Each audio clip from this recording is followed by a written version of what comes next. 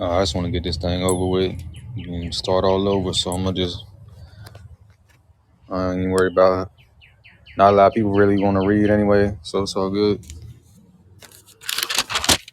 Got like 120 something people in the Tanakh reading club. Maybe 10 to 20 were consistently coming in at the beginning of the first month and then just died down. But it's all good. We're gonna get it going again. Hold up. I did 18, right?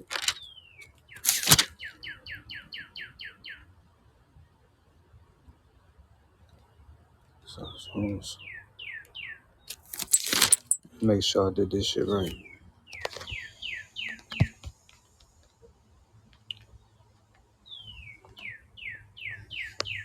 Oh yeah, I guess 19. Yeah.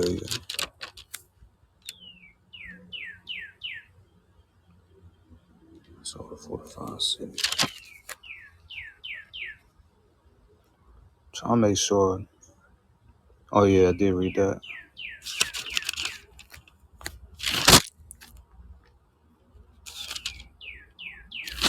Oh yeah. Yeah, 19. All right, chapter 19.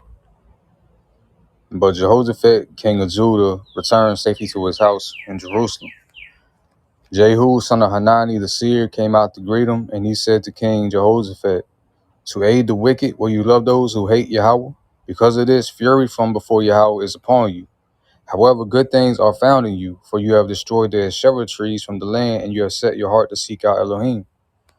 Jehoshaphat stayed in Jerusalem. He traveled back and forth among the people, from Beersheba to Mount Ephraim, and brought them back to Yahweh, Elohim of their forefathers. He stationed judges in the land in all the 4 or 5 cities of Judah for each city. He said to the judges, "Take care in what you do, for it is not for man's sake that you judge, but for Yahweh's, and he is with you in the matter of judgment. So now let the fear of Yahweh be upon you. Be careful when you act, for with Yahweh or Elohim there is no corruption, nor favoritism, nor acceptance of bribes." Also in Jerusalem, Jehoshaphat stationed some Levites and Kohanim and some of the family heads of Yasharol to attend to Yahweh's judgment and to quarrels, and they returned to Jerusalem. He commanded them, saying, "Thus shall you act, with fear of Yahweh, with trust, and with sincere hearts. Any quarrel that may come before you from your kinsmen who dwell in your cities, whether it is between blood and blood, or regarding instruction concerning a commandment or decrees and statutes, you shall warn them so that they do not incur guilt before Yahweh, which will bring fury upon you and your brethren. So shall you do not incur to incur guilt. Behold, Amariah the chief Kohen is over you concerning all matters of Yahweh, and Zebediah son of Yishmael, the ruler of the house of Judah, concerning all matters of the king, and the Levite officers are before you.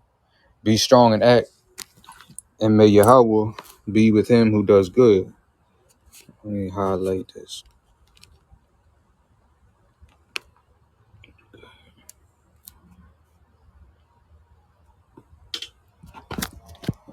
Chapter 20. It happened after this that the children of Moab and the children of Ammon, along with some Ammonites, went out to war against Jehoshaphat. People came and told Jehoshaphat, saying, "A great multitude is coming against you from the other side of the sea, from Aram. Behold, they are clearly in Hazazon Tamar, which is in Gedi." He was afraid, so Jehoshaphat turned his attention to seek Yahweh, and he proclaimed a fast upon all of Judah. Judah was gathered to beseech Yahweh. They came even from all the cities of Judah to beseech Yahweh. Jehoshaphat stood in the assembly of Judah and Jerusalem in the temple of Yahweh before the new courtyard, and he said, "O Yahweh, Elohim of our fathers, behold, you are Elohim in heaven, and you rule over all the kingdoms of the nations. In your hand are power and might, and no one can stand against you. Surely you are our Elohim. You drove out the inhabitants of this land from before your people, Yasharol, and you gave it forever to the descendants of Abraham, who loved you. They settled in it, and in it they built for you a sanctuary for your name, saying, if misfortune should come upon us, war, judgment, plague, or famine, we will stand before this temple and before you, for your name is in this temple, and we will cry out to you in our affliction, and you will hear us and save us.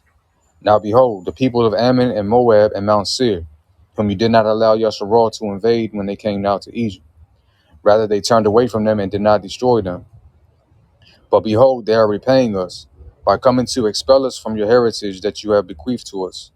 Our Elohim, you will not perform justice against them, for we have no strength before this great multitude that is invading us.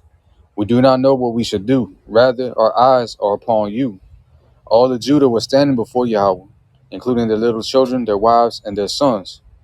The spirit of Yahweh then came upon Jahaziel, son of Zechariah, son of Jael, son of Mattaniah the Levite, of the descendants of Asaph, in the midst of the congregation.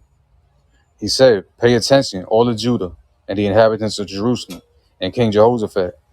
Thus said Yahweh concerning you, do not fear and do not be intimidated before this great multitude, for the battle is not yours, but Elohim's. Tomorrow go down against them. Behold, they are advancing by the Ziz ascent, and you will find them at the end of the ravine, facing the wilderness of Jeruel. It is not for you to do battle in this matter.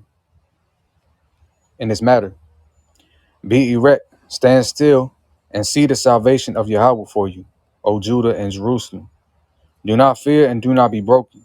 Tomorrow go out before them, and Yahweh will be with you." Shalom, everybody.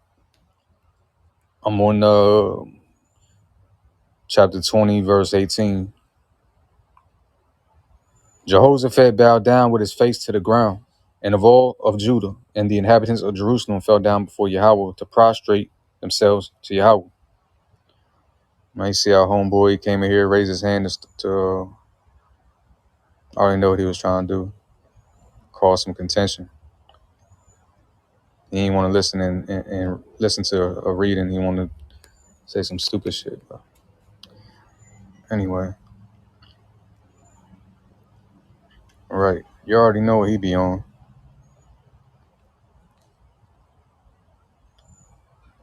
The Levites of the children of the Kohathites and of the children of the Korahites rose up to praise Yahweh, Elohim Yasharal, with an exceedingly loud voice.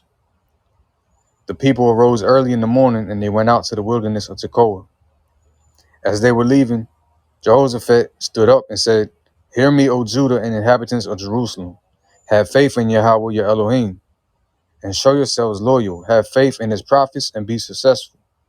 He conferred with the people, and he set up men to sing to Yahweh and men to laud his majestic holiness. As they went out before from the front line troops, they said, what is this?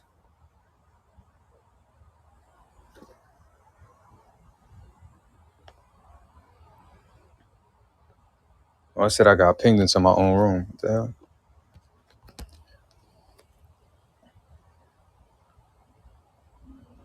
What was I at?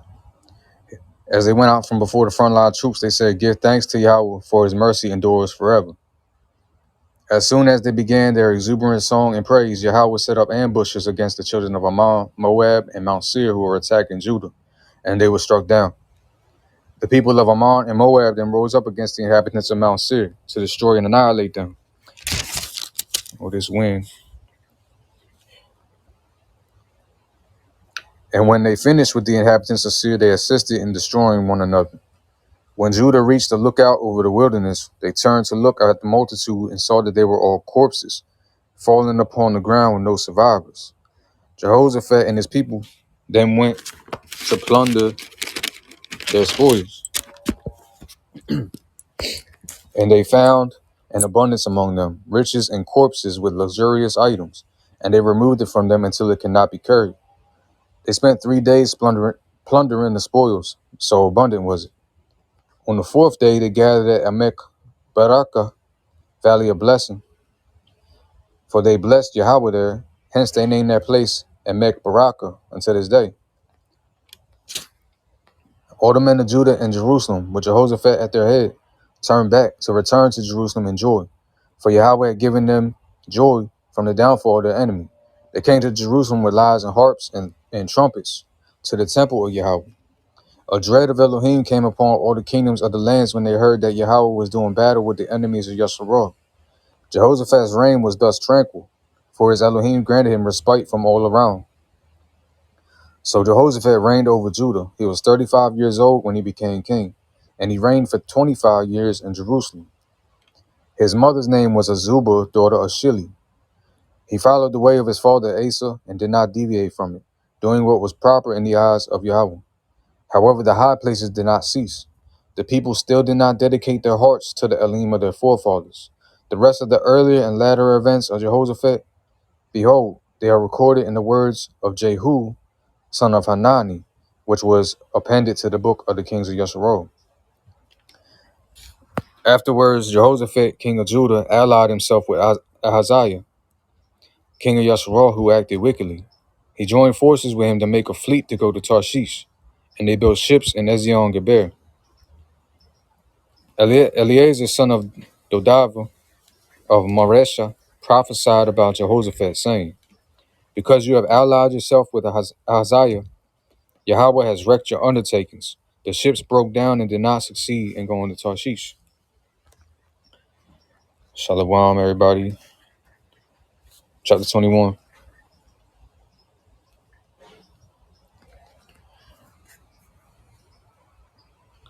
Jehoshaphat lay with his forefathers and was buried with his forefathers in the city of Dawid. His son Jehoram reigned in his place. He had brothers, the sons of Jehoshaphat, Azariah, Jehiel, Zechariah, Azariahu, Michael, and Shephatiah. All these were the sons of Jehoshaphat, king of Yasharal. Their father gave them many gifts of silver and gold and luxurious things, along with fortified cities in Judah. But he gave the kingship to Jehoram, for he was the firstborn.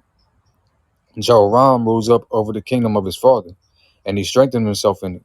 He killed all of his brothers by the sword, as well as some of the officers of Yasharal. Jehoram was 32 years old when he reigned, and he reigned for 8 years in Jerusalem. He went in the way of the kings of Yasharal, just as the house of Ahab had done, for Ahab's daughter had become his wife. What the hell? Oh, wait. Oh, never mind. I thought it was saying Ahab married his own daughter. He did what was evil in the eyes of Yahweh.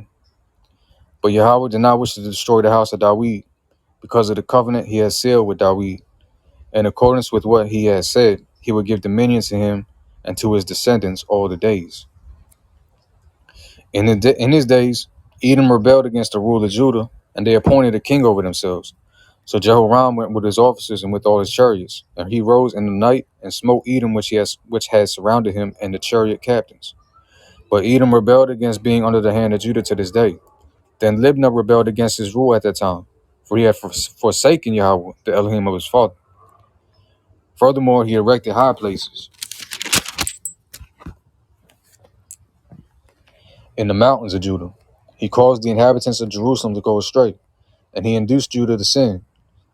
A letter came to him from Elijah the prophet, saying, thus say Yahweh, the Elohim of your forefather, Dawid, because you did not follow the ways of your father Jehoshaphat and the ways of Asa, king of Judah, but you followed the ways of the kings of Yasharal, and you caused Judah and the inhabitants of Jerusalem to go astray, as the house of Ahab caused people to go astray, and you even murdered your brothers, your father's household, who were superior to you.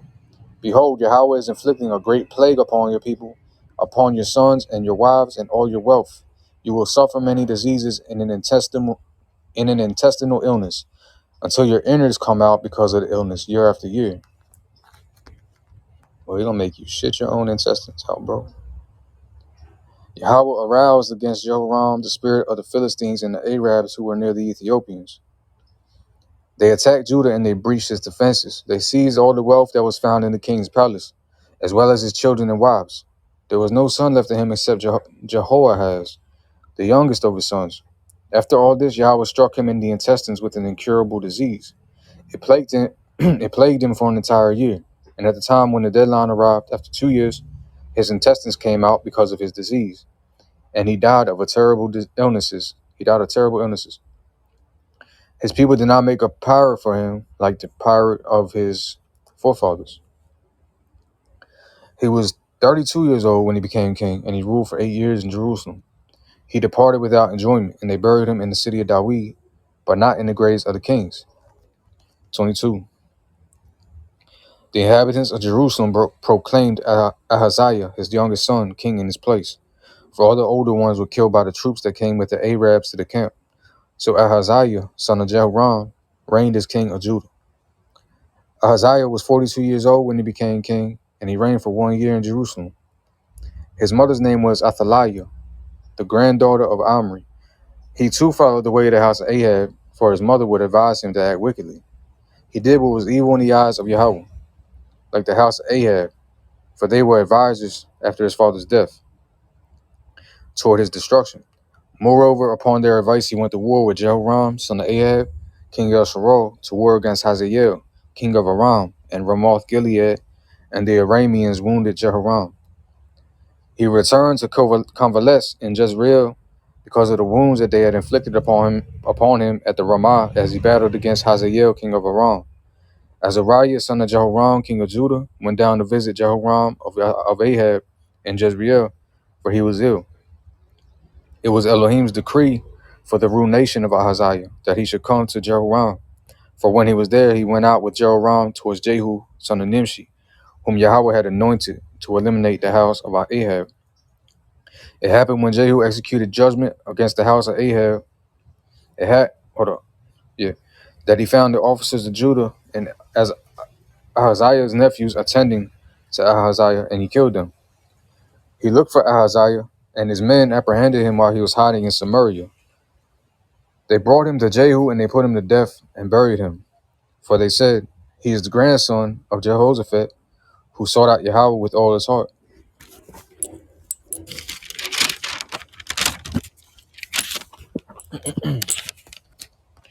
There was no one in Ahaziah's household who could muster the power to reign. When Athaliah, Ahaziah's mother, saw that her son had died, she arose and exterminated all the offspring of the royal family of Judah. But Jehoshabeth, whatever, the king's daughter, took Joash, son of Ahaziah, and smuggled him from the midst of the king's sons who were being killed, and put him and his nursemaid in the bedchamber. Jehoshabeth, daughter of King Jehoram and wife of Jehoiada the Kohen, because she was Ahaziah's sister, hid him from Athaliah, so she could not put him to death. He remained with them in the temple of Elohim, hidden for 6 years, while Athaliah reigned over the land. Chapter 23. In the 7th year, Jehoiada strengthened himself and took the captains of hundreds: Azariah, son of Jehoram, Ishmael, son of Jehohanan, Azariah, son of Obed, Maaseiah, son of Adiah, and Elishaphat, son of Zikri, into a covenant with him. They circulated in Judah and gathered the Levites from all the cities of Judah and the family heads of Yasharal, and they came to Jerusalem. The entire assembly sealed the covenant in the temple of Elohim with the king. Jehoiada said to them, behold, the son of the king shall reign, as Yahweh spoke about the descendants of David. This is what you are to do. A third of those of you, of the Kohanim and the Levites, who are arriving on the Shabbat, will be gatekeepers of the doorways. A third will be stationed at the king's palace, and a third will be stationed at the foundation gate, while all the people will be in the courtyards of the temple of Yahweh.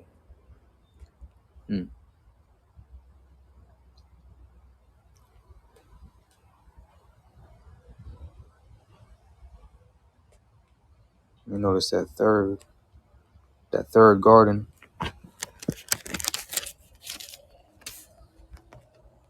What was that? No one is to enter the temple of Yahweh except for the Kohanim and the ministers among the Levites. They may enter, for they are holy. All the people are to keep watch of Yahweh. The Levites shall then encircle the king all around, each man with his weapons in his hand. Anyone who enters the temple shall be put to death. You must remain with the king when he goes out and when he comes in.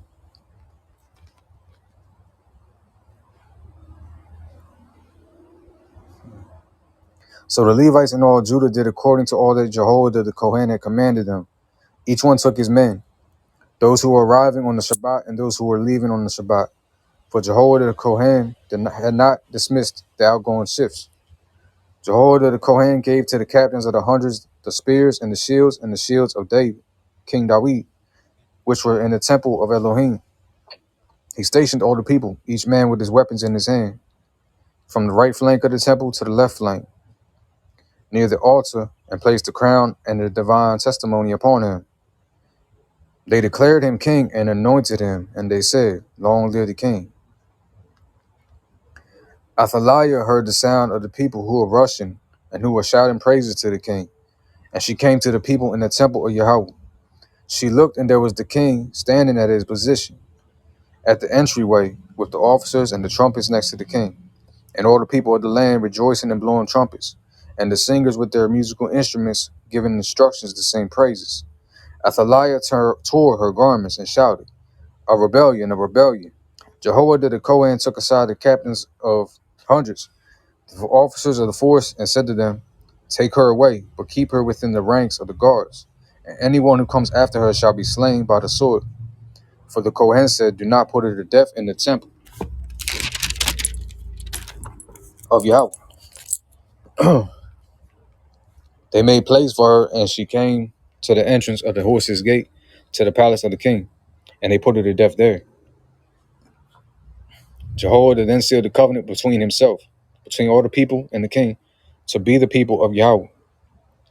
All the people came to the temple of Baal and tore it down. They smashed its altars and images. And Matan, priest of the Baal, they slew in front of the altars.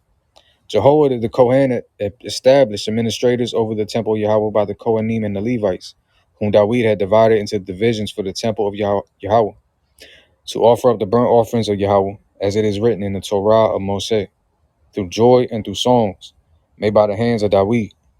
He stationed the gatekeepers at the gates of the temple of Yahweh, so that no impure person might enter for any purpose. He took the captains of hundreds, the nobles and the rulers of the people, and all the people of the land, and he escorted the king down from the temple of Yahweh. They proceeded by way of the upper gate to the royal palace, and sat the king upon the royal throne. The entire people of the land rejoiced, and the city was tranquil, for Athaliah had been put to death by the sword. I just want to point something out I saw in this chapter. And I'm not gonna make it a set in stone thing. Just something that I kind of want to meditate on. It was like how it say there's gonna be a remnant, a 1/3 and 2/3 cut off, and you see the ones that was guarding the temple, the gates. It said 1/3 of the Levites and the Kohanim and all them. It was 1/3 guard of all them guarding it, and everybody else was in the outer court or the inner or the courtyard or whatever. And then here it's also talking about the gatekeepers making sure no impure person enters for any purpose. And not just anybody was just going to temple regardless. So it's like, I don't know, just something just clicked on me, like that remnant was supposed to, supposed to be gatekeepers, guard the temple. There's not really a physical temple here, but like, the temple in our minds. They say our bodies a temple. I mean, that's not even really New Testament. That's already spoken of in the Tanakh.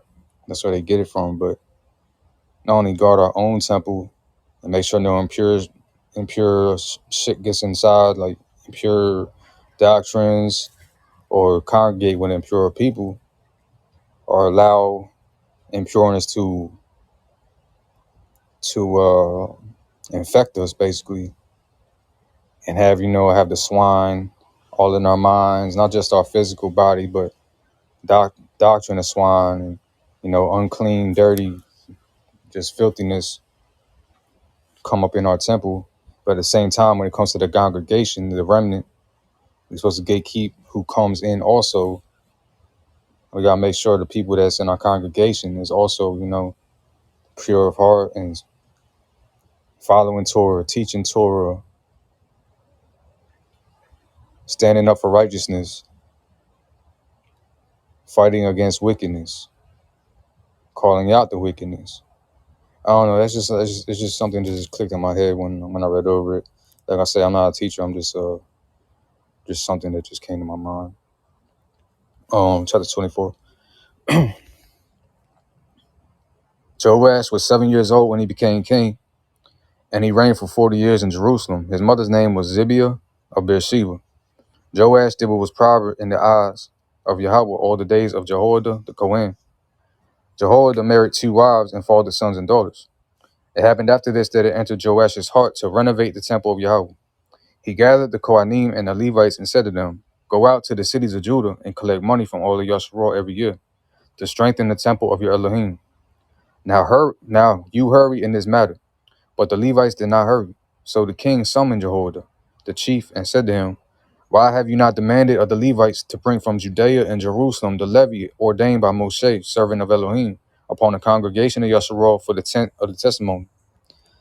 For Athaliah, the evildoer, and her sons had made breaches in the temple of Elohim. They also used all the consecrated objects of the temple of Yahweh for the Baal idols.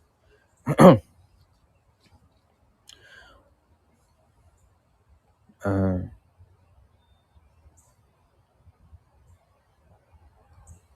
the king issued an order, and they made a single chest and placed it at the gate of the temple of Yahweh on the outside. They made an announcement throughout Judah and Jerusalem that people should bring to Yahweh the levy ordained by Moshe, the servant of Elohim, upon Yasharal in the wilderness. All the officers and all the people were glad. They brought money and dropped it into the chest until it was full. It happened that whenever they would bring the chest to the administration of the king in the charge of the Levites, when they saw that there was much money, the king's scribe and an official of the chief Kohen would come, empty out the chest, lift it up, and return it to its place. So they did every day, and they collected a large amount of money. The king and Jehoiada gave it to the overseers of the labor for the work of the temple of Yahweh, who hired with it hewers and craftsmen to renovate the temple of Yahweh, and also the craftsmen in iron and copper to strengthen the temple of Yahweh. The workmen acted, and the work flourished in their hands. They restored the temple of Elohim to its proper status, and they strengthened it. When they finished, they brought the remaining money before the king and Jehoiada, who made it into utensils for the temple of Yahweh, ministering vessels, mortars, pans, and golden and silver instruments. They continually offered burnt offerings in the temple of Yahweh all the days of Jehoiada. Jehoiada grew old, 80 years, and he died. He was 130 years old when he died. They buried him in the city of David with the kings, for he had been benevolent toward Yasharal and towards Elohim and his temple. After Jehoiada died, the leaders of Judah came and prostrated themselves to the king. From then on, the king listened to them. They forsook the temple of Yahweh, the Elohim of their fathers, and worshipped the Asherah trees and the idols. There was divine fury against Judah and Jerusalem for this transgression of theirs. He sent prophets among them to bring them back to Yahweh, and they admonished them, but they did not listen. A spirit of Elohim came over Zechariah, son of Jehoiada, the Kohen. He stood above the people and said to them, "Thus said Elohim, why are you transgressing the commandments of Yahweh? You will not succeed, for you have forsaken Yahweh, so he has forsaken you." But they conspired against him and stoned him with rocks, by the command of the king, in the courtyard of the temple of Yahweh. Thus King Joash did not remember the kindness that Zechariah's father Jehoiada had done for him, and he killed his son. As he was dying, he said, "May Elohim see this and demand redress."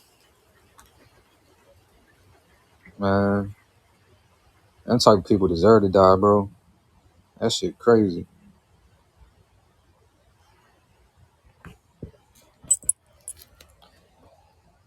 It happened at the turn of the year that the army of Aram attacked Joash. They invaded Judah and Jerusalem and destroyed all the officers of the people from among the people. And they sent all their spoils to the king of Damascus.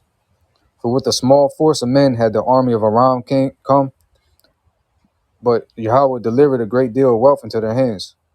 For Yasharal had forsaken Yahweh, Elohim of their fathers. They also executed judgment against Joash. When they went away from him, for they left him with many wounds, his servants rebelled against him because of the blood of the sons of Jehoiada the Kohen, and they killed him on his bed, and he died. Hey, karma coming for you some way, man. They buried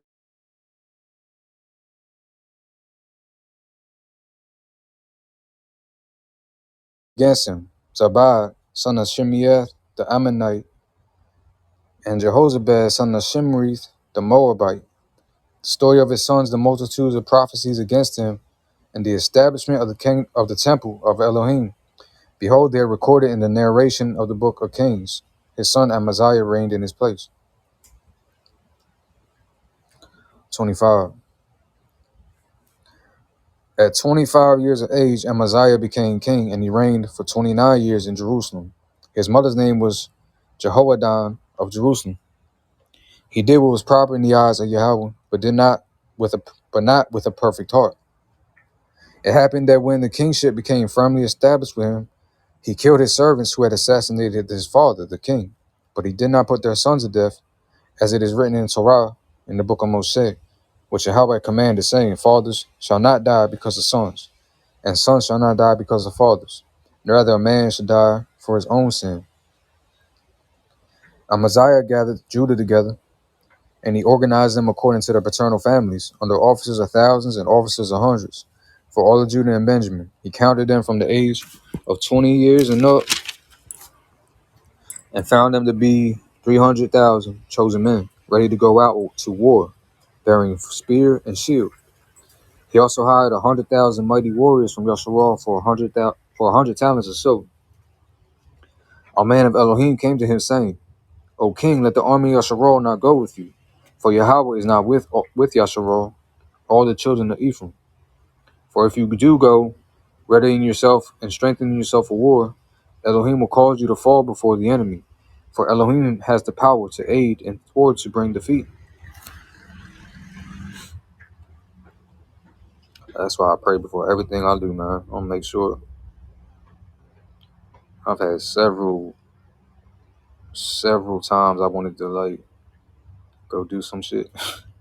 I'll just say that. I'm not gonna say too much on that, but you want to make sure that the Most High is behind everything that you decide to do.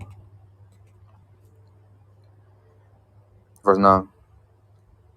Amaziah said to the man of Elohim, What should I do about the 100 talents that I have given to the Israelite troop? The man of Elohim replied, Yahweh can give you much more than that. So Amaziah separated the troop that had come to him from Ephraim, so that they could go to their place. Their wrath burned against Judah, and they returned to their place in a rage. I just read that, tripping. Amaziah strengthened himself and led his people, going out to the valley of Salt, where he struck 10,000 men of the children of Seir. The children of Judah also captured 10,000 men alive. They brought them to the top of the cliff and threw them off of the top of the cliff, and they all burst open. Meanwhile, the people of the troop whom Amaziah had turned away from going to war with him spread out in the cities of Judah, from Samaria to Beth Horon, and struck down 3,000 of them, plundering much booty. It happened that when Amaziah came back after killing the Edomites and brought the deities of Edom with him, that he set them up for himself as gods. He would bow down to them and burn incense to them. So Elohim became angry with Amaziah. He sent a prophet to him who said to him, Why do you seek the gods of another nation, who did not save their people from your hands? It happened that when he spoke to him, Amaziah said to him, Did we appoint you as an advisor to the king? Desist, lest they strike you.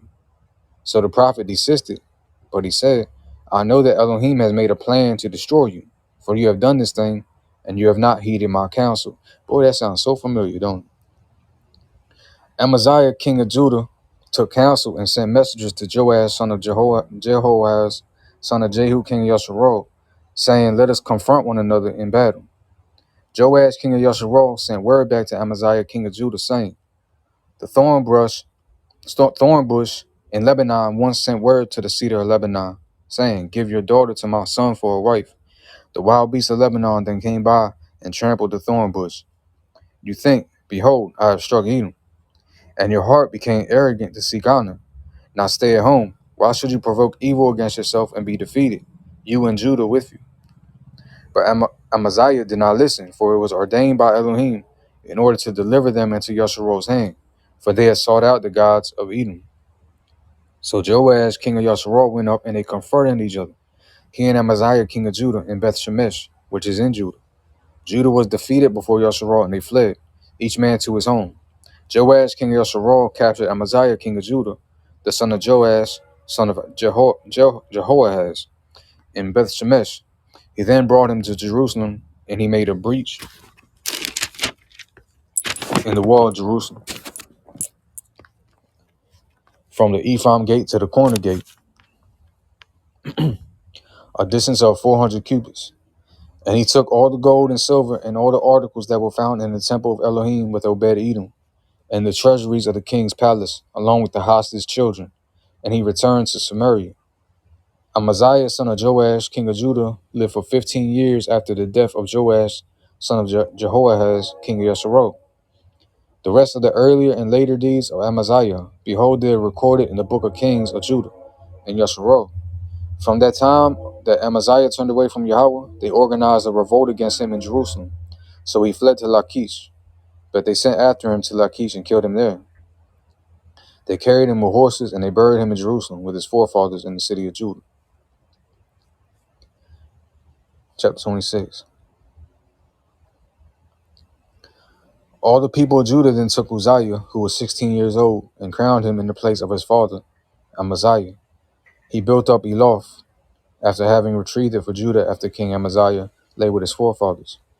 Uzziah was 16 years old when he became king, and he reigned for 52 years in Jerusalem.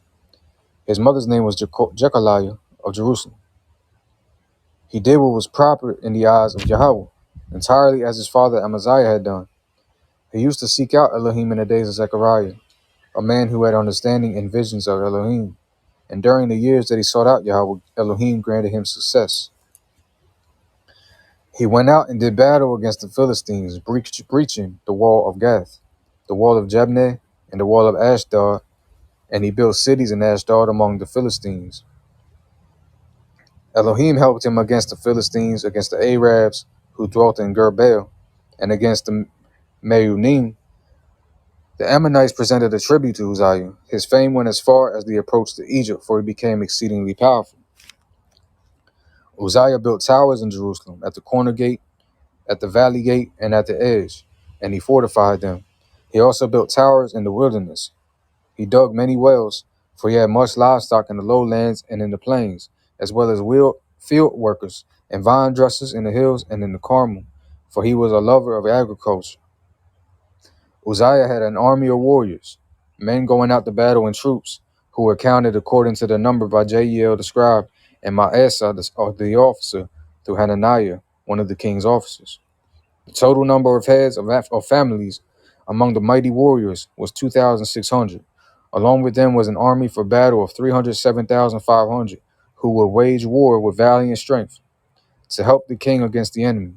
Uzziah equipped all the army with shields, spears, helmets, armor, bows, and catapults to sling stones. He installed devices in Jerusalem, designed by creative people, to be stationed on the towers and on the corners of the wall to shoot arrows and large rocks. His fame spread far and wide, for he had fortified himself extraordinarily until he was very strong. But as he became strong, his heart became haughty to the point of destructiveness, and he betrayed Yahweh his Elohim. He entered the sanctuary of Yahweh to burn incense upon the incense altar. Azariah the Kohen went after him, along with 80 strong Kohanim of Yahweh. They stood next to King Uzziah and said to him, "It is not for you, Uzziah, to burn incense to Yahweh, but it is for the Kohanim, the descendants of Aaron, who are consecrated, to burn incense. Leave the temple, for you have been treacherous, and this will not bring you honor from Yahweh Elohim." Uzziah became enraged, and he already had a censer in his hand for burning incense.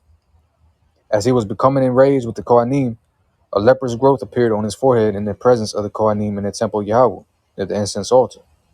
Azariah, the chief Kohen, and all the other Kohanim turned to him, and behold, he was leprous on his forehead. So they rushed him away from there. He too hastened to leave, for Yahweh had afflicted him. King Uzziah was a leper until the day of his death. He dwelt in his leprosy in place of asylum, for he was banished from the temple of Yahweh. His son Jotham took charge of the royal house and judged the people of the land. Isaiah, son of Amos the prophet, recorded the rest of the earlier and later deeds of Uzziah. Uzziah lay with his forefathers and was buried with his forefathers in the burial field of the kings. For they said, "He is a leper." His son Jotham ruled in his place. Boy, that pride is a maul. Bro, trying to take the Levites' jobs in front of them, bro. That's crazy. chapter 27. Jotham was 25 years old when he became king, and he reigned for 16 years in Jerusalem. His mother's name was Jerusha, daughter of Zadok. He did what was proper in the eyes of Yahweh, just as his father Uzziah had done, except that he did not enter the sanctuary of Yahweh. The people were still acting corruptly. He built the upper gate of the temple of Yahweh, and he built up the wall of the Ophel a great deal. He also built cities in the Judean hills, and he built castles and towers in the forest. He waged war with the king of the children of Ammon and overpowered them. The children of Ammon gave him 100 talents of silver, 10,000 cores of wheat, and 10,000 of barley that year. This is what the children of Ammon paid him in the second and third year also. Jotham became strong, for he acted properly before Yahweh his Elohim. The rest of the deeds of Jotham and all his wars and actions, behold, they are recorded in the book of the kings of Yasharal and Judah. He was 25 years old when he became king, and he reigned for 16 years in Jerusalem.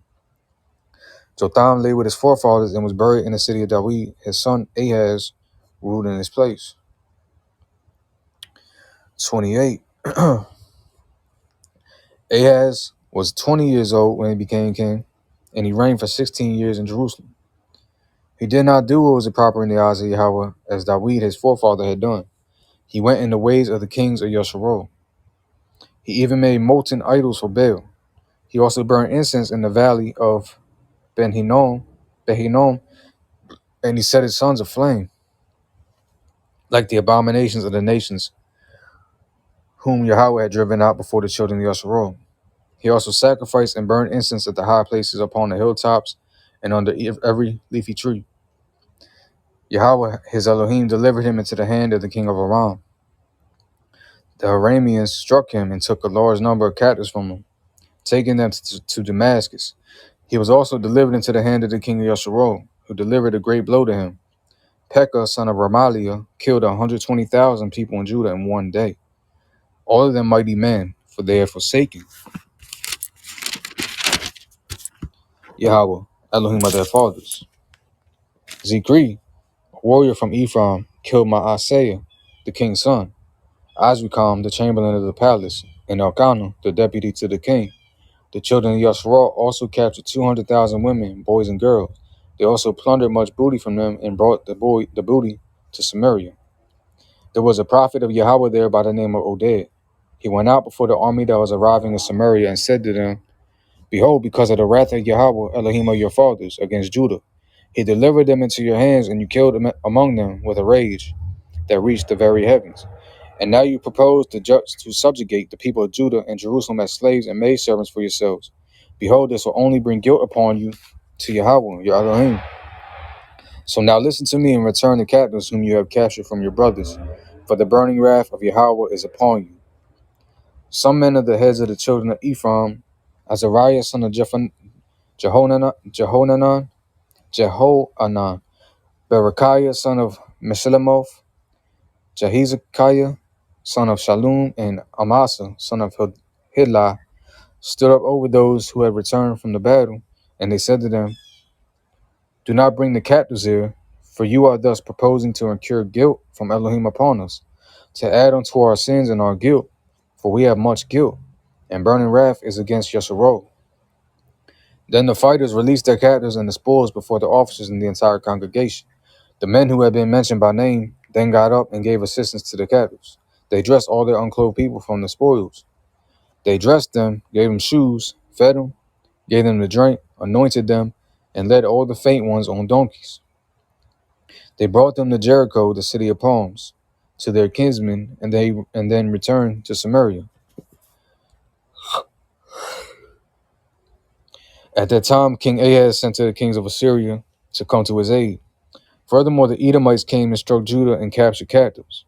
And the Philistines spread out in the cities of the lowland and the south of Judah, and captured Beth-Shemesh, Aijalon, Gederoth, Soko and his villages, Timnah and his villages, and Gimzo and his villages, and they settled there.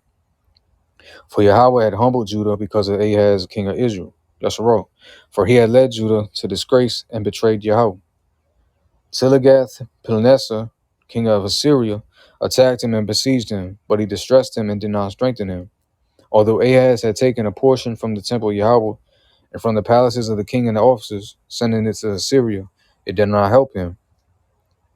In the midst of his misfortunes, he, King Ahaz, added to his betrayal of Yahweh. He sacrificed to the gods of Damascus, who were attacking him, saying, "The gods of the kings of Aram are helping them. I will sacrifice to them, so they will help me." But they were a cause of downfall for him and for all the Yasharol. Ahaz also gathered together the articles of the temple of Elohim. He cut up the articles of the temple of Elohim. He shut the doors of the temple of Yahweh, and he made himself altars at every corner in Jerusalem. In every city in Judah, he made high places to burn incense to other gods, angering Yahweh, Elohim of his fathers. So he did everything, relied on himself, relied on man, flesh, relied on so-called gods of the other nations. But the one thing he was supposed to do, the only thing he needed to do, was trust in Yahweh, rely on Yah, call on him, repent, turn back. Come on, bro. Stupid. Anyway. The rest of his deeds and all his earlier and later ways, behold, they are recorded in the book of Kings of Judah and Yasharal. Ahaz lay with his forefathers, and they buried him in the city, in Jerusalem. But they did not bring him into the tombs of the kings of Yasharal. His son Hezekiah reigned in his place. So even David said, I forgot what psalm it was, but he was like, it wasn't my bow and my sword that saved me, but it was the Most High. Man, people forget that shit. Chapter 29. Hezekiah was 25 years old when he became king, and he reigned for 29 years in Jerusalem. His mother's name was Abijah, daughter of Zechariah. He did what was proper in the eyes of Yahweh, just as his forefather Dawid had done. In the first year of his reign, in the first month, he opened the doors of the temple of Yahweh and restored them. He then brought the Kohanim and the Levites and assembled them in the eastern plaza. He said to them, "Hear me, O Levites. Sanctify yourselves now and sanctify the temple of Yahweh, Elohim of your fathers, removing all the contamination from the sanctuary. For our fathers have been treacherous, doing evil in the eyes of Yahweh Elohim, and they have forsaken him. They turned their faces away from the tabernacle of Yahweh and turned their backs to it. They also shut the doors of the sanctuary hall and extinguished the lamps. They did not burn incense, nor did they bring or burn offerings to the Elohim of Yahshua in the sanctuary. And the rage of Yahweh was upon Judah and Jerusalem. And he caused them to be a horror, a desolation, and a cause for whistling, as you see with your own eyes. Behold, our fathers have fallen by the sword, and our sons, our daughters, and our wives are in captivity because of this. Now it is in my heart to seal the covenant to Yahweh the Elohim of Yahshua, so that his burning wrath may recede from us. My sons, do not be negligent, for Yahweh has chosen you to stand before him and to serve him, and to be ministers and to burn incense."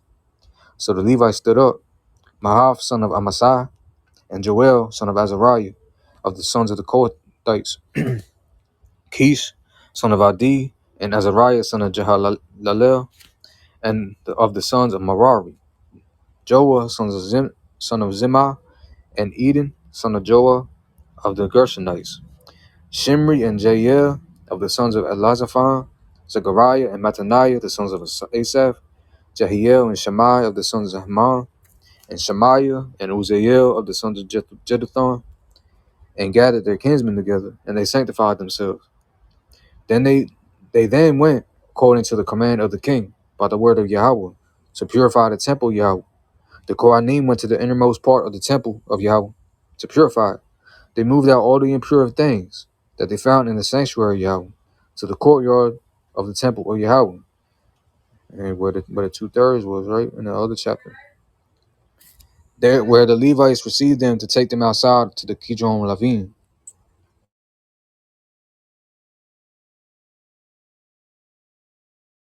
Hold up. They began to consecrate on the first day of the month, of the first month. And on the 8th day of the month, they entered the hall of Yahweh's temple and sanctified the temple of Yahweh for 8 days. On the 16th day of the first month, they finished. They then came to the inner chamber to King Hezekiah and said, "We have purified the entire temple, Yahweh, the altar of burnt offerings and all its utensils, and the tables of the stacks and all its utensils. We have also restored and sanctified all the articles that King Ahaz has caused to be abandoned during his reign in his treachery, and behold, they are before the altar of Yahweh."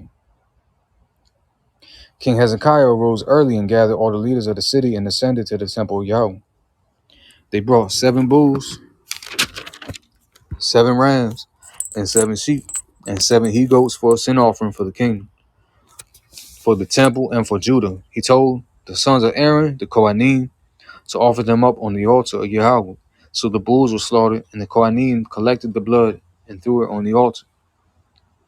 The rams were slaughtered, and they threw blood upon the altar. And the sheep were slaughtered, and they threw blood upon the altar. The goats of the sin offering were then brought forth before the king and the congregation, and they leaned their hands upon them. The Kohanim then slaughtered them and smeared their blood on the altar to atone for all the Yasharah. For the king said, "The burnt offering and the sin offering are for all the Yasharah." He stationed the Levites in the temple of Yahweh with cymbals, lyres, harps, according to the designations of Dawid and Gad, the seer of King Dawid, and Nathan the prophet. For it was from Yahweh that these designations were given through his prophets. The Levites stood with the musical instruments of Dawid, and the Kohanim with the trumpets. Hezekiah gave the command to offer the burnt offering upon the altar. And as the offering of the burnt offering began, the song to Yahweh began with the trumpets and with the instruments of Dawid, king of Yasharal. All the congregation were bowing down. The song was being sung and the trumpets were blown. All this until the burnt offering was finished. When it was finished being offered up, the king and all those who were with him knelt down and prostrated themselves. King Hezekiah and the leaders then gave the command to the Levites to sing praises to Yahweh with the words of Dawid and Asaph the seer. So they sang praises until the point of exaltation, and they bowed down and prostrated themselves. Hezekiah spoke up and said, "Now you have consecrated yourselves to Yahweh. Approach and bring peace offerings and thanksgiving offerings to the temple of Yahweh." So the congregation brought peace offerings and thanksgiving offerings, and all those with generous hearts brought burnt offerings. The number of burnt offerings that the congregation brought was 70 bulls, 100 rams, and 200 sheep, all these for a burnt offering to Yahweh. And the other sacrifices, 600 bulls, 3,000 sheep. However, the Kohanim were too few, and they could not flay all the burnt offerings. So their kinsmen, the Levites, assisted them until the work was done, until the Kohanim could sanctify themselves. For the Levites had been more upright of heart about sanctifying themselves than the Kohanim were. Also, there was an abundance of burnt offerings, along with fats of peace offerings and libations for offering up. The service in the temple of Yahweh was thus reestablished. Hezekiah and all the people rejoiced that Elohim had enabled the people to prepare, for the matter was undertaken suddenly. Chapter 30.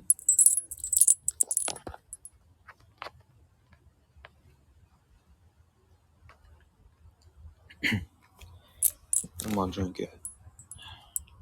Sip of water.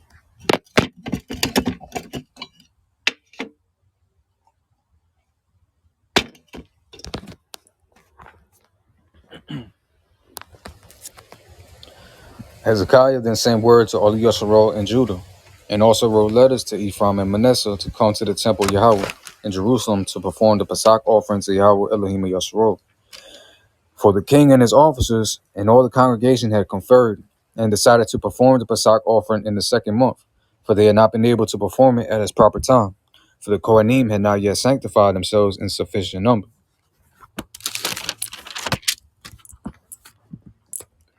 And the people had not been gathered to Jerusalem by then. The matter was deemed proper by the king and all the congregation. They established the matter to make an announcement throughout all of Yasharal, from Beersheba to Dan, to come and perform the Pesach offering to Yahweh, Elohim of Yasharal, in Jerusalem, because for a long time they had not done in accordance with what was written. The runners went throughout all of Yasharal and Judah with the letters from the hand of the king and his elders, and by order of the king, saying, "Return to Yahweh, the Elohim of Abraham, Ishak, and Yasharal, and he will return to the remnant of you that still remains from the hands of the kings of Assyria.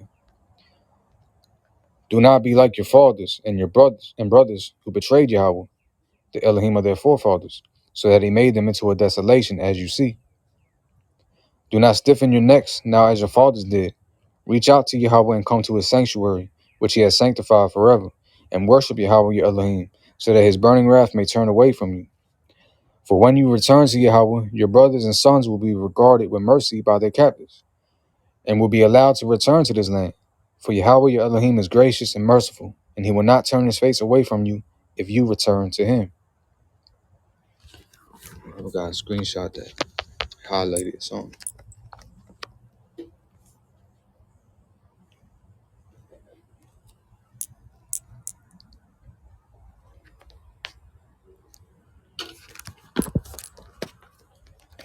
The runners passed from city to city in the land of Ephraim and Manasseh up to Zebulun, but people laughed at them and mocked them.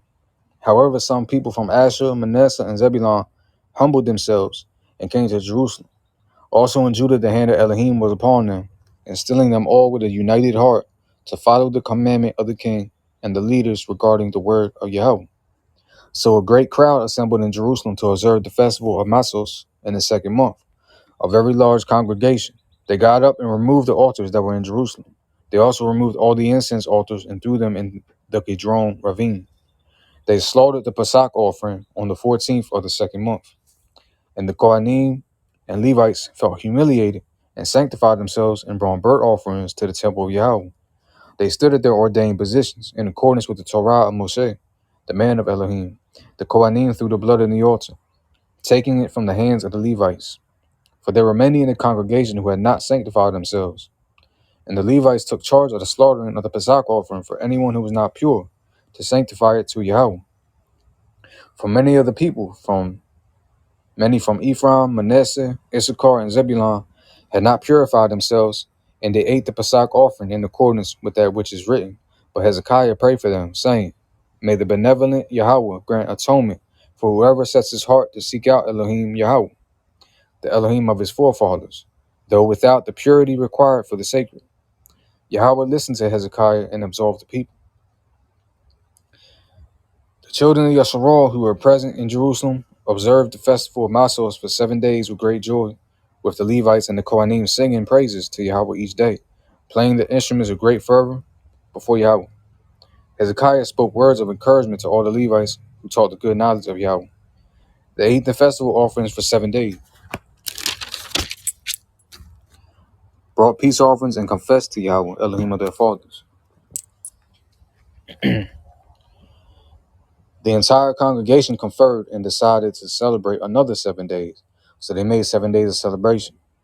For Hezekiah, king of Judah, donated to the congregation 1,000 bulls and 7,000 sheep, and the leaders donated to the congregation 1,000 bulls and 10,000 sheep, and a great number of Kohanim sanctified themselves. The entire congregation of Judah rejoiced, along with the Kohanim and the Levites, and all the congregation who had come from Yasharal, and the proselytes who had come from the land of Yasharal, and those who lived in Judah. There was a great joy in Jerusalem, for such a thing had not taken place in Jerusalem since the days of Solomon, son of David, king of Yasharal. The Kohanim and the Levites got up and blessed the people, and he hearkened to their voice, and their prayers reached his holy abode in heaven.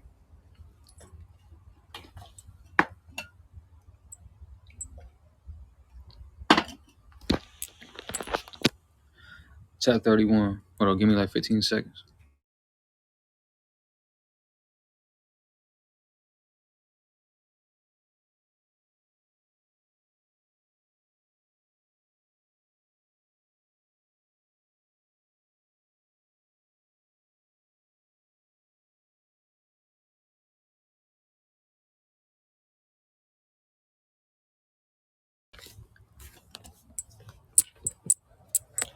When all this was finished, all the people of Yasharal who were present went out to the cities of Judah and smashed the pillars, cut down the Asherah trees, and dismantled the high places and the altars from out of all of Judah, Benjamin, Ephraim, and Manasseh, until they were completely eradicated.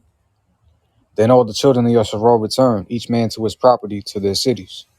Hezekiah stationed the groupings of the Kohanim and the Levites according to their divisions, each one according to his job. For the Kohanim and the Levites, for the burnt offerings and peace offerings, and to minister and to give thanks and praises, and stand guard at the gates of the camps of Yahweh. A grant from the king, from his own possessions, paid for the burnt offerings, for the burnt offerings of the morning and afternoon, and the burnt offerings of the Shabbats, new moons, and festivals, as written in the Torah of Yahweh. He told the people, the inhabitants of Jerusalem, to give the portion of the Kohanim and the Levites, so they could strengthen themselves in the Torah of Yahweh.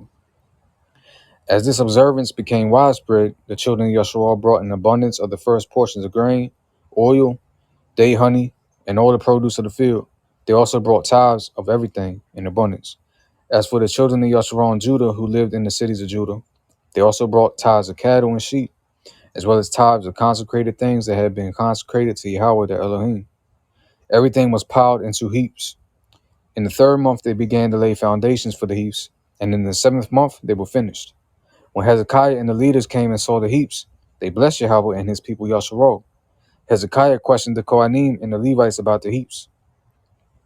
Azariah, the chief Kohen of the house of Zadok, said to him, "Since they began to bring the terumah offering to the temple of Yahweh, there has been enough to eat and be satisfied and still leave over a great deal, for Yahweh has blessed his people. What is left over is this great amount." Hezekiah then gave the command to prepare chambers in the temple of Yahweh, and they were prepared. They brought the terumah offerings, the tithes, and the consecrated items faithfully. The supervisor who was over them was Conaniah, the Levite, with his kinsman Shammai, second in command, Jehiel, Azaziah, Nahath, Asahel, Jerimoth, Josabed, Eliel, Ishmachiah, Mahath, and Benaiah were officials under Conaniah and his kinsman Shammai by the command of King Hezekiah and Azariah, the director, the director of the temple of Elohim. Kor, son of Imnah, the Levite, the gatekeeper at the east, was in charge of the donations to Elohim, to distribute the terumah offerings of Yahweh and the most holy sacrificial portions. With him faithfully were Eden, Miniamin, Jeshua, Shemaiah, Amariah, Shechaniah, and the cities of the Kohanim, to distribute to their kinsmen according to their divisions, large and small alike. This was besides those males from the age of 3 years and up who gave their lineage, all those who came to the temple of Yahweh for his daily functions, to do their service in their shifts according to their divisions. When the Kohanim gave their lineage according to their fathers' families, as well as the Levites from the age of 20 years and up, in their shifts according to their divisions. As this entire congregation came with them, their young children, wives, sons, and daughters to give their lineage, for they were trustworthy to keep the consecrated items holy.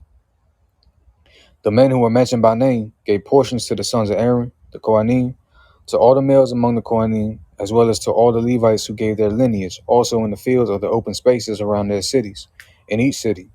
Hezekiah had this done in all of Judah.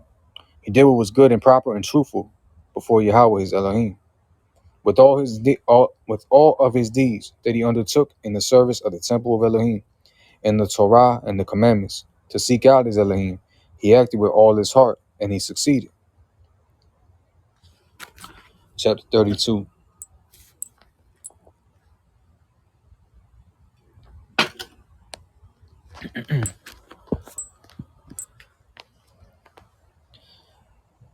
After these events, in show of faith, Sennacherib, king of Assyria, came. He arrived in Judah and encamped against all the fortified cities of Judah, intending to breach them for himself. When Hezekiah saw that Sennacherib had come and was headed for battle against Jerusalem, he conferred with his leaders and warriors and decided to stop up the waters of the springs that were outside the city, and they helped him. A great crowd assembled and stopped all the wells in the brook that flowed in the midst of the land, saying, "Why should the kings of Assyria come and find ample water?" He also strengthened himself and rebuilt all the broken sections of the wall, raising it above the towers.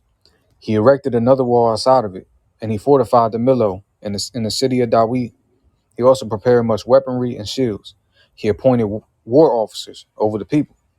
He gathered them to himself to the plaza at the city gate, and he spoke encouragingly to them, saying, "Be strong and courageous. Do not be afraid, and do not be dismayed in the face of the king of Assyria, and in the face of the entire multitude that is with him. For we have more with us than he has with him. With him is human might, but with us is Yahweh our Elohim to help us and to fight our wars. Bro, I see that I probably seen that probably 10 times where it say be strong and courageous. That's commanded several times.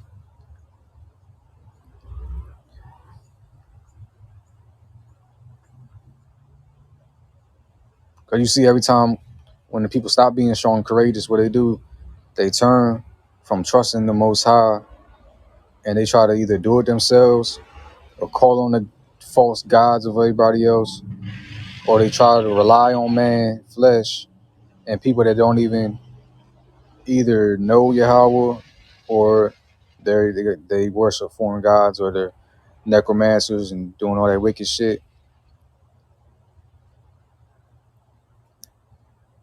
It's all down in trusting the Most High. You trust in the Most High, you ain't nothing to fear. And if you don't fear, you're going to walk boldly as a lion, and you're not going to rely on anything else but the Most High. You're going to be in accordance with His will, with His word, with His laws. You're not going to fold, and you're not going to fail. So that thing's kind of basically law. You talking about Joshua was told that. So many people was told, be strong, be courageous. Do not be afraid. Because really, the Most High is with you. He's right here beside you, or His Spirit's in you, or you got angels around you, or His wings over you. Having fear is basically a spit in His face. That's how I see it. Anyway, verse 9. After this, Sennacherib, king of Assyria, sent his servants to Jerusalem while he was besieging Lachish, and his entire force was with him, saying, Thus says Sennacherib, king of Assyria, on what do you trust as you sit under siege in Jerusalem? Behold, Hezekiah is enticing you only to deliver you to death by hunger and thirst, saying, Yahweh our Elohim will rescue us from the clutches of the king of Assyria. Is this not the same Hezekiah who removed Yahweh's high places and altars, telling Judah and Jerusalem, you must prostrate yourselves before only one altar and burn offerings upon it? Do you not know what I and my fathers did to all the peoples of the lands? Were the gods of the nations of the land at all able to save their countries from my hand? Of all the gods of those nations whom my fathers annihilated, which was able to rescue his people from my hand, that your Elohim shall be able to rescue from my hand? So now do not let Hezekiah delude you and entice you this way, and do not believe him, for no God of any nation or kingdom can save his people from my hand or the hand of my fathers, and neither will your Elohim save you from my hand. You, this motherfucker, man. And his servants continued to speak against Yahweh Elohim and against Hezekiah his servant. He also wrote notes blaspheming Yahweh Elohim of Yasharal, speaking against him, saying, just as the gods of the nations of the land did not rescue their people from my hand, so will the Elohim of Hezekiah not save his people from my hand. They called out in a loud voice in the language of the Jews to the people of Jerusalem who were on the wall, in order to frighten them and terrify them, so that they would be able to capture the city. They spoke about the Elohim of Jerusalem as about the gods of the peoples of the land, which are the handiwork of man. They're going to learn today. King Hezekiah and the prophet Isaiah, son of Amos, prayed about this, and they cried out to heaven. Then Yahweh sent an angel who destroyed every mighty warrior, captain and officer in the camp of the king of Assyria. Sennacherib then returned in shame to his land, and he entered the temple of his God. There some of his own offspring struck him down by the sword. Thus Yahweh saved Hezekiah and the inhabitants of Jerusalem from the hand of Sennacherib, king of Assyria, from the hand of everyone, and he guided them all around. Many people brought tributes to Yahweh, to Jerusalem, and luxurious gifts to Hezekiah. From then on, he was exalted in the eyes of all the nations. In those days, Hezekiah became deathly ill. He prayed to Yahweh, and he answered him and gave him a sign. But Hezekiah did not reciprocate the benevolence that he was shown, for his heart became haughty. Elohim's rage then came against him and against Judah and Jerusalem. But Hezekiah humbled himself from the haughtiness of his heart, he and the inhabitants of Jerusalem. So the rage of Yahweh did not come against him in the days of Hezekiah. Hezekiah had very many riches and honor. He made himself treasure houses for silver, gold, precious stones, spices, shields, and all sorts of precious objects, silos for the produce of grain, wine, and oil, and stables for all sorts of various animals and accommodations for herds. He made himself cities, and he had an abundance of flocks of sheep and cattle, for Elohim had granted him very much wealth. He, Hezekiah, stopped up the upper source of the waters of Gihon, diverting them underground westward to the city of Dawid. Hezekiah was successful in all his endeavors. So too in the matter of the emissaries of the Babylonian officers who were sent to him to inquire of the miracle that had happened in the land. Elohim left him alone to test him, to know that was all in his heart. The rest of the deeds of Hezekiah and his kindnesses, behold, they are recorded in the visions of the prophet Isaiah, son of Amos, and in the book of the kings of Judah and Yeshurun.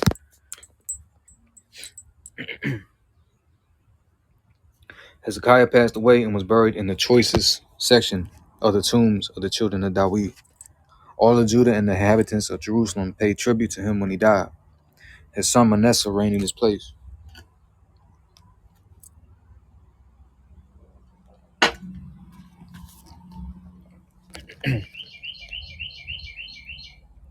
Manasseh was 12 years old when he became king, and he reigned for 55 years in Jerusalem. He did what was evil in the eyes of Yahweh, like the abominations of the nations that Yahweh had driven out before the children of Yisrael. He rebuilt the high places that his father Hezekiah had broken down. He erected altars to Baal. He made Asherah trees, and he bowed down to the entire host of the heaven and worshipped them. He built altars in the temple of Yahweh, about which Yahweh had said, "My name shall be in Jerusalem forever." He built altars to the entire host of the heaven in the two courtyards of the temple of Yahweh. He passed his sons through the fire in the valley of Ben Hinnom, practiced astrology, read omens, did sorcery, performed necromancy, and conjured up spirits. He was profuse in doing what was evil in the eyes of Yahweh to anger him. He placed the graven image that he had made in the temple of Elohim, concerning which Elohim said to Dawid and his son Solomon, "In this temple and in Jerusalem, which I have chosen from among all the tribes of Yasharal, I shall place my name forever, and I shall no longer remove Yasharal's feet from on the land that I have established your forefathers, provided they are careful to act according to all that I have commanded them, all the Torah, statutes, and ordinances through Moshe." But Manasseh led Judah and the inhabitants of Jerusalem astray to do more evil than the nations that Yahweh had destroyed from before the children of Yasharal. Yahweh spoke to Manasseh and his people, but they did not listen. So Yahweh brought against them the officers of the king of Assyria's army, and they captured Manasseh with hunting hooks, and bound him in chains, and led him off to Babylonia. But in his distress he beseeched Yahweh his Elohim, and he humbled himself greatly before the Elohim of his fathers. He prayed to him, and he was entreated by him, and heard his supplication, and he returned him to Jerusalem, to his kingship. Then Manasseh realized that Yahweh is Elohim. See, man, that's all it takes, man. No matter the wicked shit you did, I mean, you might have to pay for it. Humble down. Return to the Most High. He'll return to you. After this, he built an outer wall for the city of Dawid, to the west of the Gihon brook, approaching the fish gate, and going around to the Ophel, and he raised it to a great height. He also placed army officers in all the fortified cities of Judah. He removed the strange gods of the image from the temple of Yahweh, and all the altars that he had built on the mountain of the temple of Yahweh and in Jerusalem, discarding them outside the city. He rebuilt the altar of Yahweh and slaughtered peace offerings and thanksgiving offerings on it, and he commanded Judah to worship Yahweh, the Elohim of Yasharal. However, the people still brought offerings at the high places, albeit to Yahweh, the Elohim. The rest of the deeds of Manasseh, his prayer to his Elohim, and the words of the seers who spoke to him in the name of Yahweh, Elohim of Yasharal, behold, they are in the Chronicles of the kings of Yasharal. And his prayer, and that Yahweh was entreated by him, and all his sins and his treachery, and the places in which he built high places and erected Asherah trees and idols before he was humbled. Behold, they are recorded in the words of the seers. Manasseh lay with his forefathers and was buried at his palace. His son Amon reigned in his place. Amon was 22 years old when he became king, and he reigned for 2 years in Jerusalem. He did what was evil in the eyes of Yahweh, as his father had done, and he sacrificed to all the idols that his father Manasseh had made, and he worshipped them. He did not humble himself before Yahweh, as his father Manasseh had humbled himself, for he, Amon, incurred much guilt. His servants conspired against him and killed him in his palace. The people of the land struck down all the conspirators against King Amon. The people of the land crowned Josiah and his son in his place.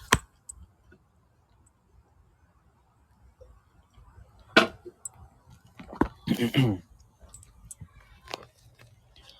don't know if any of these kings, these wicked kings, are actually anointed to be kings, or they was just David's line. So they was just, these motherfuckers. How the hell? I don't get it. I don't know.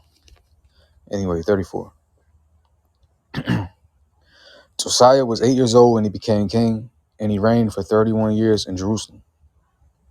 He did what was proper in the eyes of Yahweh, following the ways of his forefather David. He did not veer right or left, straight path. In his 8th year, when he began to reign, while he was still a youngster, he began to seek out the Elohim of his forefather David. In the 12th year, he began to purge Judah and Jerusalem of the high places and the Asherah trees, the idols and the molten images. They broke down the altars of Baal before him, and he cut down the sun images that were atop of them. He smashed and ground up the Asherah trees, the idols and the molten images, and threw them over the graves of the people who had sacrificed to them. He burned the bones of priests upon their altars, and he cleansed Judah and Jerusalem, and the cities of Manasseh and Ephraim and Simeon, up to Naphtali, with their hatchets all around. He smashed the altars, he ground up the Asherah trees, and the graven images and the dust, and he cut down the sun images in all the land of Yashro, and then returned to Jerusalem. In the 18th year of his reign, when he had purified the land in the temple, he sent Shaphan, son of Azaliah, Maaseh, the city officer, and Joah, son of Joahaz, the secretary, to reinforce the temple of Yahweh, his Elohim. They went to Hilkiah, the Kohen Gadol, and delivered the money that had been brought to the temple for the temple of Elohim, which the Levite gatekeepers had collected from Manasseh and Ephraim and from the rest of the remnant of Yasharol and from Judah and Benjamin, and then returned to Jerusalem. They gave it over to the workmen who were in charge of the temple of Yahweh, and they gave it to those who did the work, who acted in the temple of Yahweh to repair and reinforce the temple. They gave it to the carpenters and the builders, to buy quarried stones and wood for joints, and to lay beams for the buildings that the kings of Judah had destroyed. The men did their work with integrity. The Levites, Jahath and Obadiah of the children of Merari, and Zechariah and Meshullam of the children of the Kohathites were appointed to oversee them. Of the Levites were all those who were experts in musical instruments, those who were in charge of the porters and the overseers of every kind of work. And some of the Levites were also scribes, officers, and gatekeepers. As they were removing the money that had been brought to the temple of Yahweh, Hilkiah the Kohen found the book of the Torah of Yahweh by Moshe. So Hilkiah spoke up and said to Shaphan the scribe, I have found a book of the Torah in the temple of Yahweh. Hilkiah gave the book to Shaphan. Shaphan the scribe brought the book to the king and also brought back a report to him saying, your servants are fulfilling everything that they have been charged with. They have counted the silver that was found in the temple of Yahweh, and they have given it to those who are in charge and to the workers.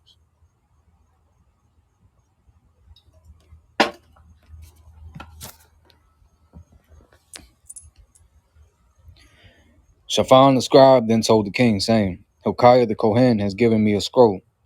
Shaphan then read from it before the king.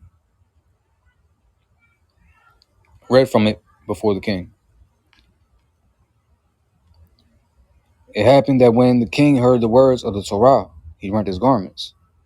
The king commanded Hilkiah, Ahikam, son of Shaphan, Abdon, son of Micah, Shaphan, the scribe, and Asaiah, the king's servant, saying, go and inquire of Yahweh on my behalf. and on behalf of the remnant of Yasharal and Judah concerning the words of this scroll that was found. For great is the wrath of Yahweh that is poured out against us, because our fathers did not observe the word of Yahweh to fulfill all that is written in this scroll.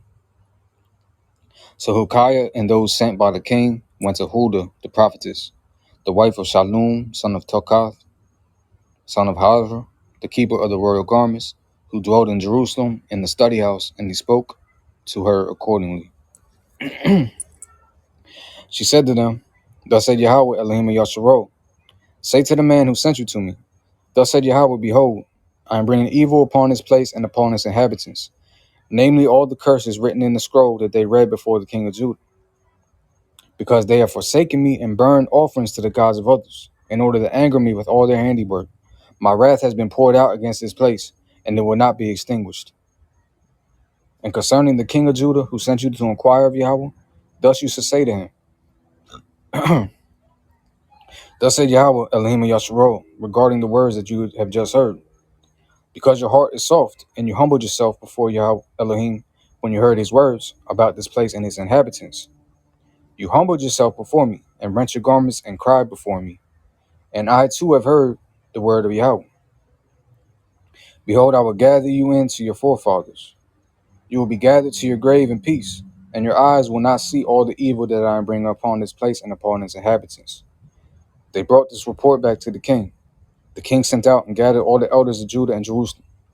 The king went up to the temple of Yahweh with all the men of Judah and the inhabitants of Jerusalem and the Kohanim and the Levites and all the people from great to small, and he read in their ears all the words of the book of the covenant that had been found in the temple of Yahweh.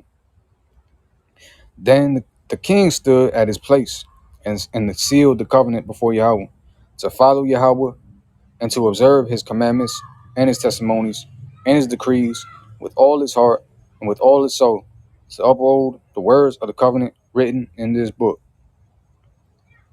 He made all those who were present in Jerusalem and Benjamin accept it, and the inhabitants of Jerusalem acted in accordance with the covenant of Elohim, the Elohim of their fathers. King Josiah removed all the abominations of all the lands that belonged to the children of Yasharal, and he impressed all who were present in Yasharal to worship Yahweh, the Elohim. All the days they did not veer from following Yahweh, the Elohim of their fathers.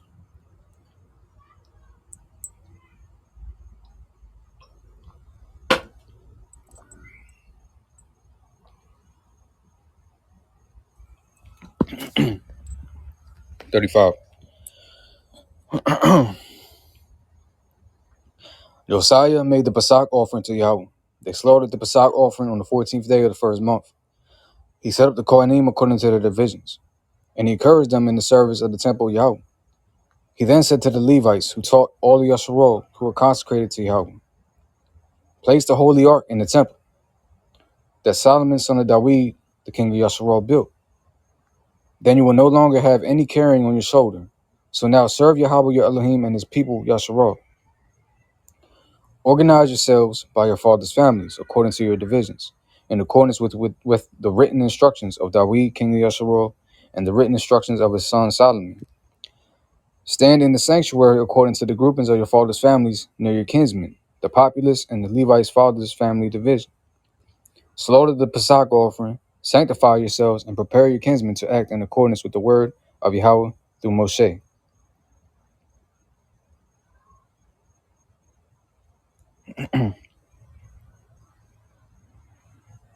And notice those Levites, they were the consecrated ones. There's a difference between consecrated, holy, separated, and the ones that went off. Josiah donated animals of the flock, sheep and goats. Oh, did I read that? Oh, no. To the populace, all of them for Pesach offerings for those who were present in the number of 30,000, in addition to 3,000 head of cattle. All this was from the personal property of the king. His officers also contributed voluntarily to the populace, to the Kohanim and to the Levites. Hilkiah, Zechariah, and Jehiel, the managers of the temple of Elohim, gave 2,600 sheep to the Kohanim for Pesach offerings, and 300 head of cattle. Conaniah, together with his brethren Shemaiah and Nethanel, and Hashabiah, Jael, and Jozabad, officers of the Levites, donated 5,000 sheep for Pesach offerings for the Levites, and 500 head of cattle. Thus the service was in order. The Kohanim were stationed at their positions, and the Levites in their divisions, in accordance with the king's orders. They slaughtered the Pesach offering, and the Kohanim threw the blood which they had taken from their hands, while the Levites were flaying. They removed the parts that were to be offered up in order to give flesh of the Pesach offering to the family groups of the populace, to offer them up before Yahweh, as is written in the book of Moshe, and similarly for the cattle.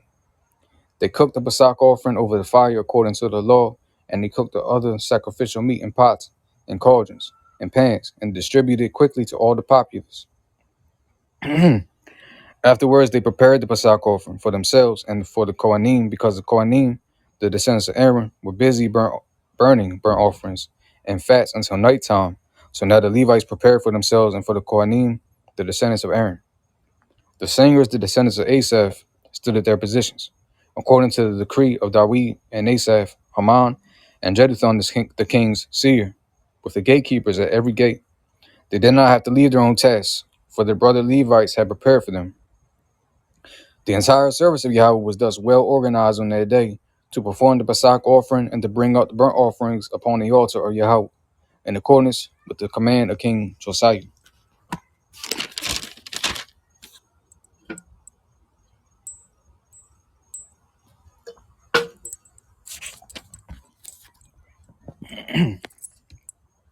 So the children of Yasharal who were present performed the Pesach offering at that time, and then the festival of unleavened bread for 7 days. Such a Pesach offering had not been celebrated since the days of Samuel the prophet.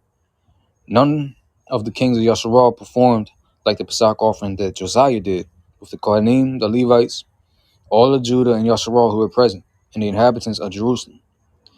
It was in the 18th year of Josiah's reign that the Pesach offering was performed.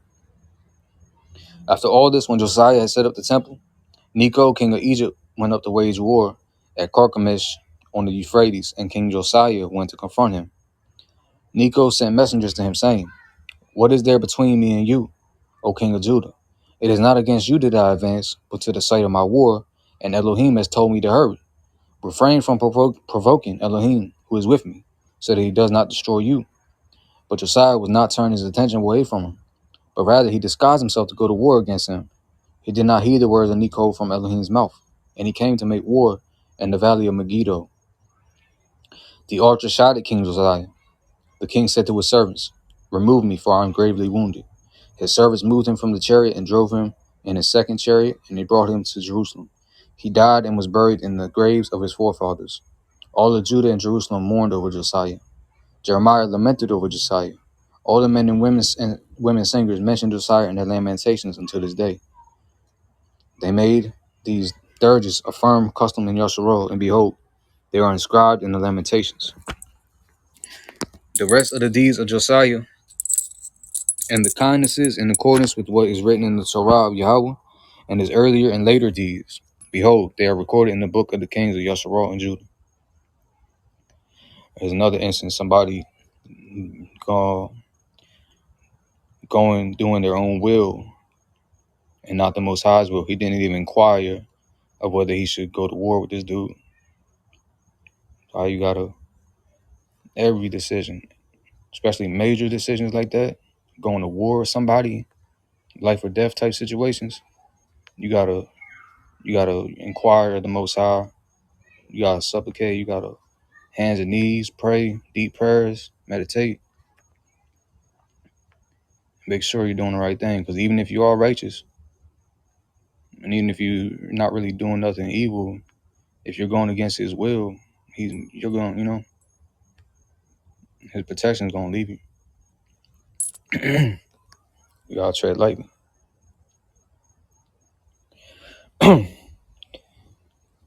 And we are in the last chapter of the last reading, y'all. 36. The common people then took Jehoahaz, son of Josiah, and crowned him in place of his father in Jerusalem. Jehoahaz was 23 years old when he became king, and he reigned for 3 months in Jerusalem. The king of Egypt deposed him in Jerusalem, and he levied a fine upon the land, 100 talents of silver and a talent of gold. The king of Egypt then enthroned Jehoahaz's brother Eliakim over Judah and Jerusalem, and he changed his name to Jehoiakim. As for his brother Joahaz, Necho took him and brought him to Egypt.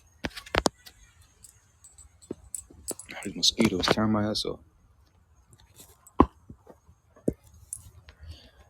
Jehoiakim was 25 years old when he became king, and he reigned for 11 years in Jerusalem.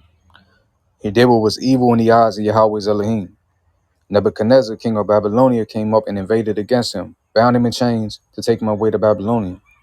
Nebuchadnezzar also brought some of the vessels of the temple of Yahweh to Babylonia, placing them in his palace in Babylon. The rest of the deeds of Jehoiakim and all the abominations that he committed and the charges that were discovered against him, behold, they are recorded in the book of Chronicles of the kings Yasharal and Judah. His son Jehoiakim reigned in his place. Jehoiakim was 8 years old when he became king, and he reigned for 3 months and 10 days in Jerusalem. Dang. He did what was evil in the eyes of Yahweh. Bro, how you 8 years old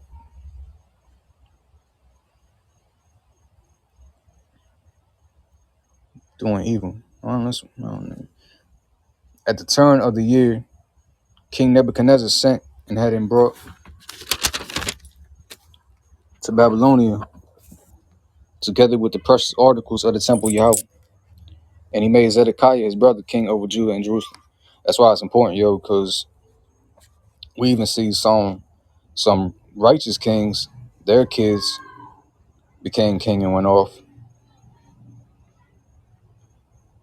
And then especially the wicked kings, their sons will most likely apple don't fall too far from the tree type situations. They didn't learn from their father's mistakes. That's why it's important where it say that's one of the laws, to raise your children up in the Torah. Talk about it day and night, wherever you go. Make sure they know to walk uprightly, be an example, be a role model. Don't let them have all these idols, all these celebrity idols, all these anybody that they kind of idolize, athletes, or especially people that aren't walking in the Torah, walking in the laws, that don't know the Most High. You gotta be their role model, because the Most High is your role model and your idol. I don't even want to call him an idol, but your Elohim. So let them see the Most High in you. Let them learn from your example, so that they don't, because it's a wicked world we live in, especially over here on the West. It's just like Rome and Egypt, Babylon, all in combination. And especially what they teaching in schools, subliminal things on the TV, Disney, books they're having in schools now. Shit, I refuse to have a child go to any of these schools. My child will be homeschooled. My child will know the Torah over everything.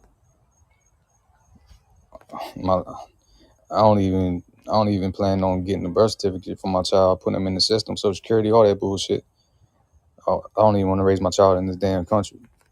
So this shit's going to hell real fast. But even in the midst of all the hell, my child will have his own little heaven around him, because he's going to know the Most High. He's going to be raised in this Torah.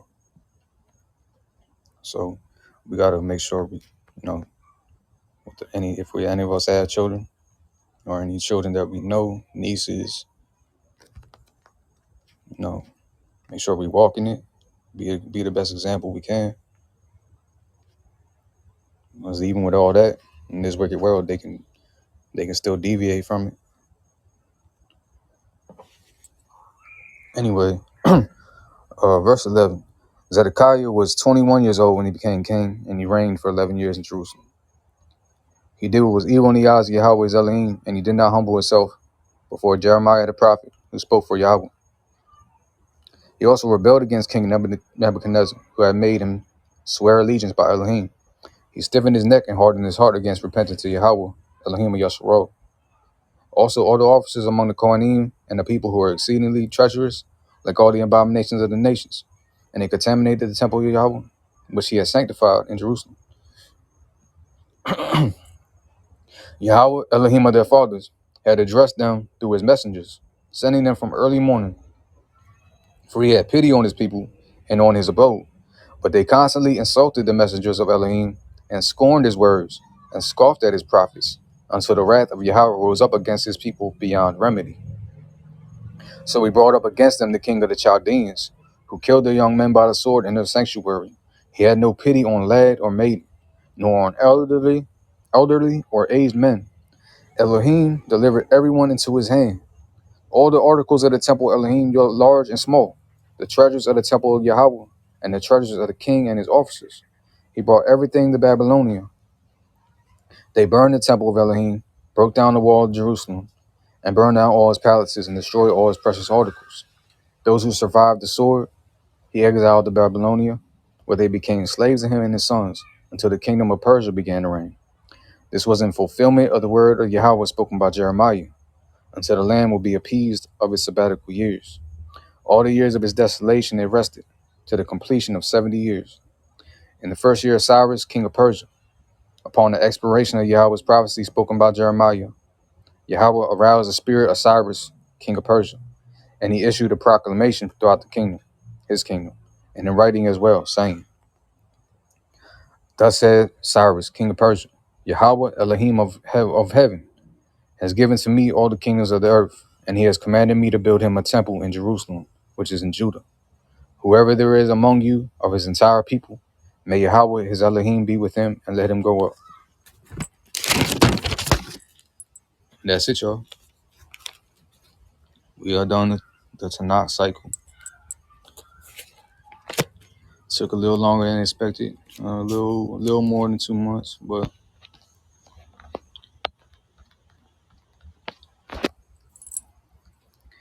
Manolet, whenever you want to get the next tour cycle portion started, let me know.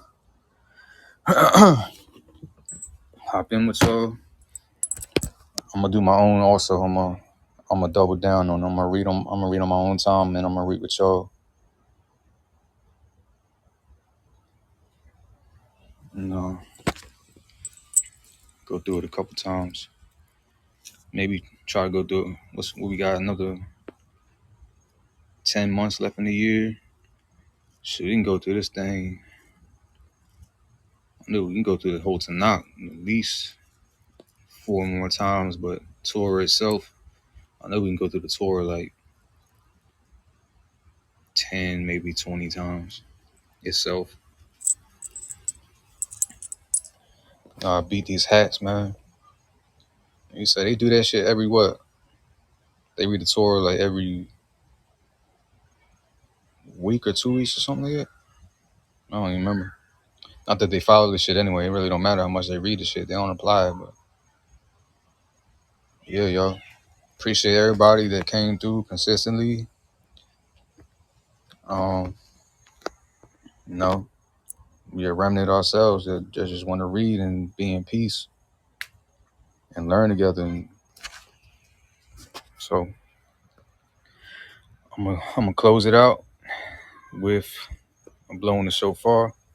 If I fuck it up again and do a Squidward or SpongeBob, whatever shit they be messing up on the whatever instrument he be playing, clarinet, y'all can laugh. I don't care.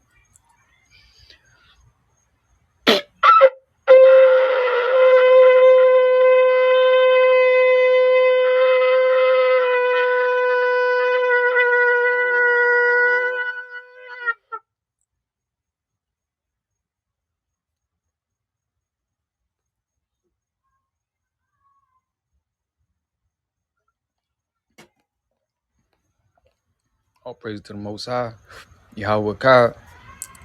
Seek righteousness. My alarm went off, cut me off. Seek righteousness and perfection. Seek his counsel in all situations. Humble yourself. Supplicate. Shabbat Shalom. Yahweh Kad. All praise to the Most High alone. Trust in him. Nothing else. All right, y'all. Getting somebody gonna start another room. If y'all wanna if y'all wanna start the tour tonight, we can do that too. Sure, in the morning we can read all day tomorrow. Don't matter to me. I was planning on not even using my phone tomorrow. Actually, I want to start doing that on Shabbat. Not really using my phone, except for if we're reading or something. And stay in prayer mode. But yeah, y'all want to open the room? I'll hop in. Shalom, shalom, shalom, however you say it.